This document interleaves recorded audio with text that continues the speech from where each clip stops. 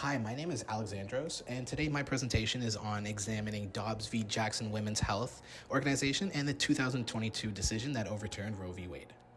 For my presentation, I won't just be presenting the facts, but instead taking a deeper dive into what actual theories of interpretation have been viewed here. Within my presentation, I'll first explain some of the relevant facts of the case, including what the court held and the majority decision. Secondly, within the presentation, I'll be employing an interpretive framework that's grounded in the class lectures and the readings to analyze and extend my point of what majority decisions were actually here and their respective approaches.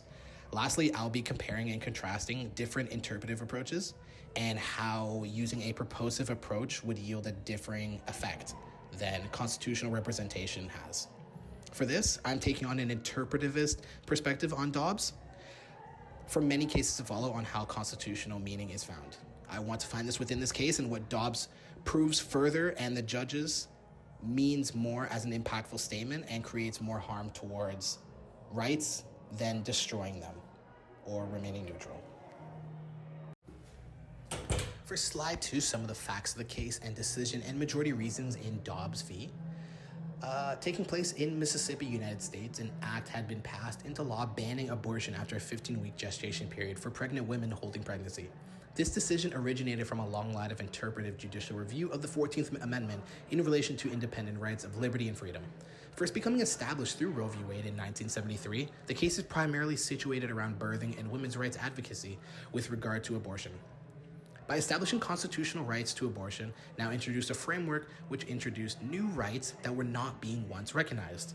Now the shift from complete abstinence and otherwise viewed as murder has changed into a more peaceful and holistic view of the law, as it changed through history, adapting towards privacy and recognizing human autonomy. This trimester framework set regulations for which abortions can be carried out through a specific time period. More specifically, that the first trimester of an abortion is primarily left up to the woman to decide, as the viability or the ability to survive outside the womb was not established up until the second or third trimester.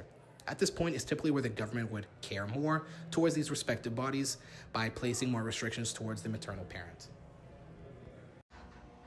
In 1992, Planned Parenthood v. Casey restated Roe, however, replaced this trimester framework with a viability standard and undue burden test. This viability standard would outline the point at which life would become viable outside the womb for the fetus to proactively live. This concern draws towards the depicted age of the fetus as it plays an important role in determining autonomy. By drawing viability upon a multitude of different factors, the odds of surviving outside the womb could not be so cut and dry per se.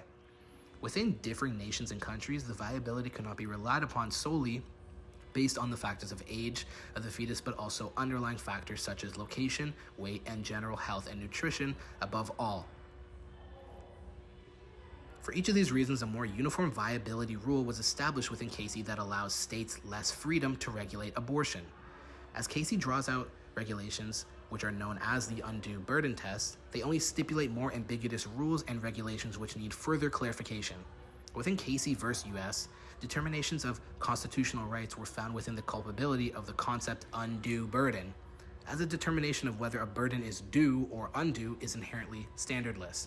These standards set out 3 rules, the first of which is a provision regulating law as invalid if its purpose is to create substantial obstacles for the path of women seeking abortion before the fetus attains viability.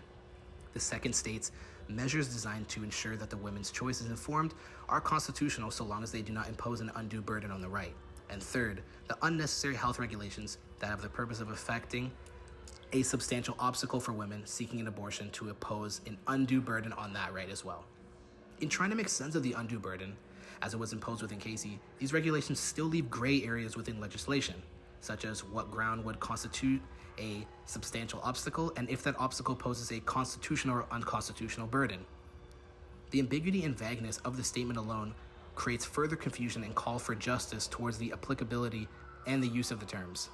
In determining if an obstacle qualifies as substantial, it is often open to debate. In this sense, substantial could be considered for quality or size. However, there is much more that lies in between these two extremes that remains unaddressed. Like if a law imposes an insubstantial obstacle but serves little to no purpose, as seen within privability abortion. Would it be grounded because it doesn't impose a substantial obstacle? Yes or no? These remaining questions of the logic of Casey's case remain a confusion for the rest of abortion laws.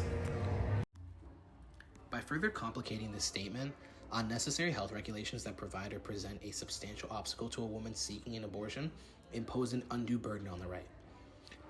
By utilizing such broad definitions, the limitations which necessary refers to can ranges from essential all the way to useful, both holding in completely different values to each other. On one hand, essential is vital to continuation and safety. However, useful may be viewed as a lifestyle change with no impact or survivability in the sense. In this idea, no clear definitive term could be properly viewed to encapsulate the term due or undue burdens, as the ambiguity of the rules would create a further issue for women seeking abortions. Without clear legal language surrounding the issue, 3 justices were called to finally settle the constitutional right on abortion. The 2018 Mississippi Gestational Age Act provides clear insight into abortion laws as it states, except in a medical emergency or in the case of a severe fatal abnormality, a person shall not intentionally or knowingly perform or induce an abortion of an unknown human being if the probable gestational age of the unborn human being has been determined to be greater than 15 weeks. This can be defined through a series of findings to support this act, as between 6 to 10 weeks provides vital, important organs to the fetus to begin to form. The idea that anything during this period would be considered life and an abortion would be effectively destroying it by using surgical instruments to crush and tear.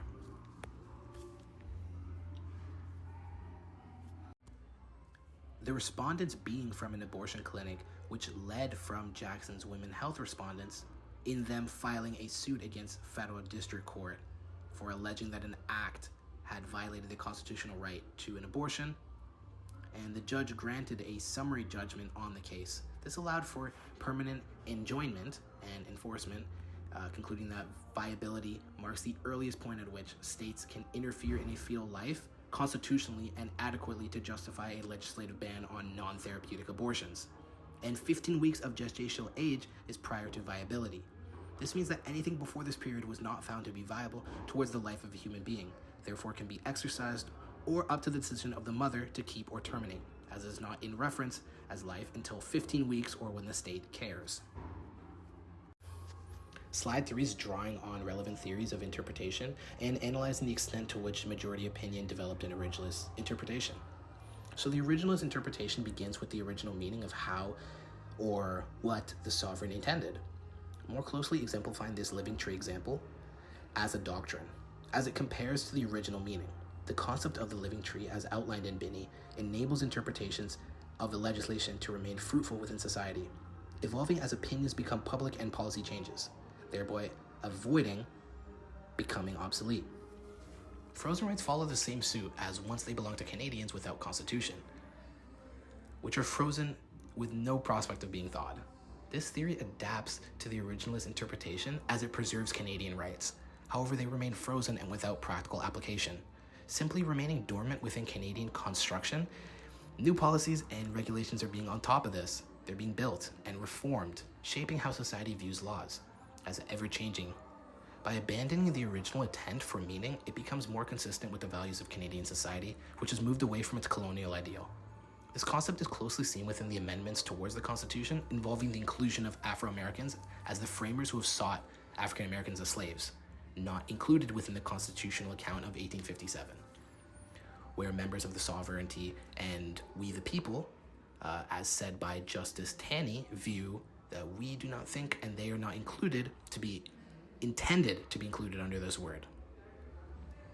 An originalist approach, however, would fail to consider African Americans within this context of people, therefore discrediting its current legal value and its representation to not include everybody. Originalist approach towards legislative change, as evidently seen within interpretation of the Constitution, allows injustices that were not present at the time of the creation of the Constitution to become made apparent. Unaddressable issues within modern day could not have been made feasible or relevant at the time of the creation. However, more important amendments towards constitutional acts are more important in recognizing that these injustices are apparent through misrecognition, misinterpretation of pre-existing laws. Frozen laws, similarly, are misguided in the sense that the protections of the Canadians much like indigenous rights, were not being included or taken into account when being represented by the Constitution Act. Furthermore, textualism asserts that the force of language is so strong, it's able to create rules and obligations which can be formally applied without a substitution of a decision maker. If one understands the grammar of the language in which the text is being written and conventionally accepted, it means that the words making up the text is all that you need in order to understand the meaning of the text itself. Textualists might disagree about what is conventionally right or wrong. For example, those in a place of setting or a time where the text was created, or those in the place at the time where the text was created. But they would agree that the intention of the actual author in the text is not needed to be considered outside of a formalist circle. Text has priority over its own purpose. And for that purpose, and to the extent that it's relevant, it's an indication of what the text means and what its outcomes are to achieve. Furthermore, for textualists, purpose is only an accessory in understanding what the words of an enactment mean.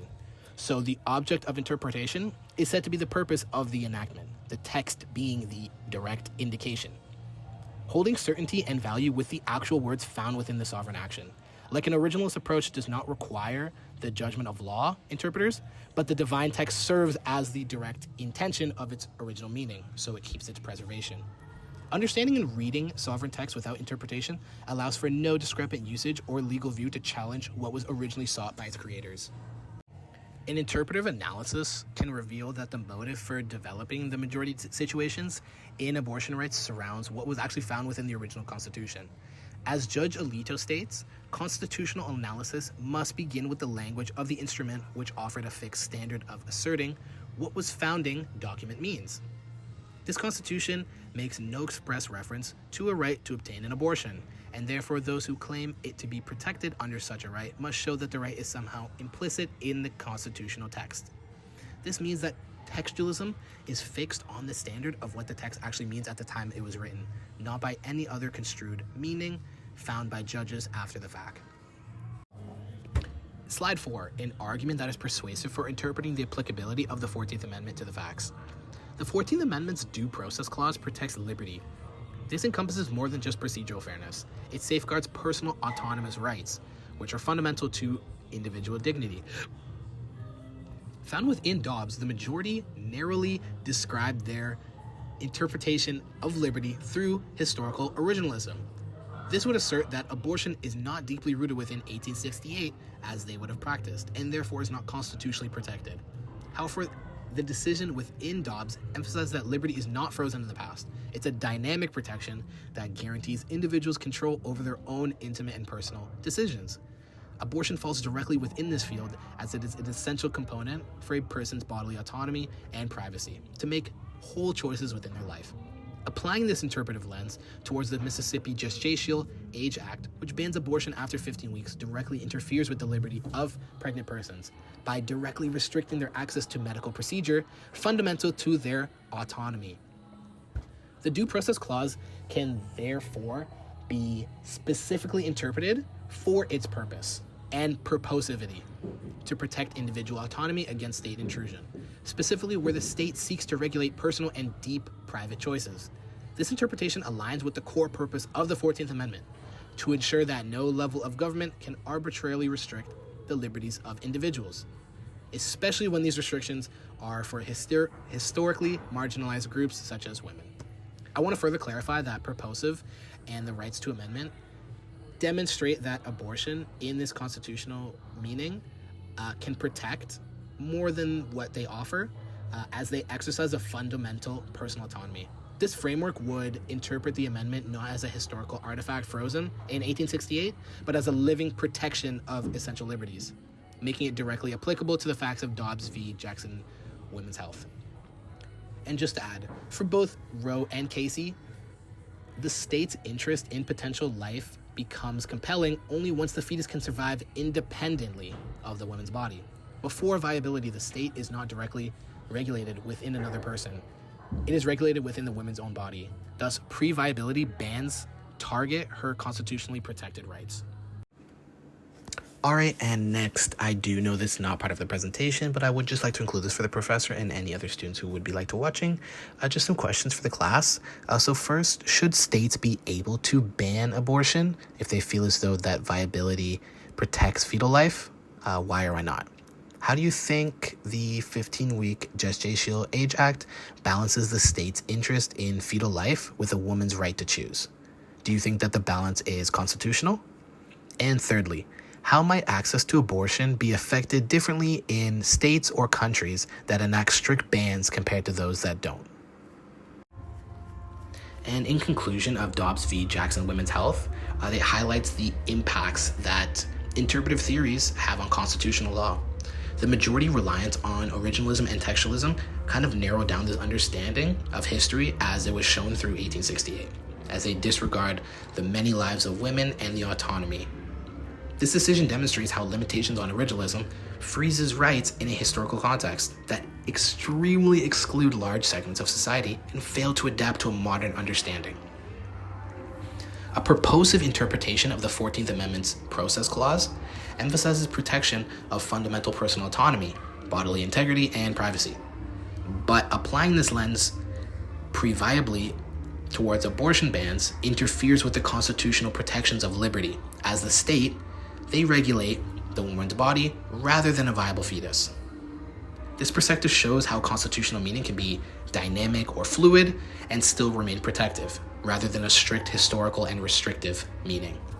Just to reiterate again, Dobbs is important not only because of abortion, but because of how courts would interpret Constitution and how the balance between individuals' rights and autonomy balances with state power. Dobbs is just a good example of how multiple interpretive approaches can see how legal reasoning shapes and scores right, proposive, legal, interpretive action.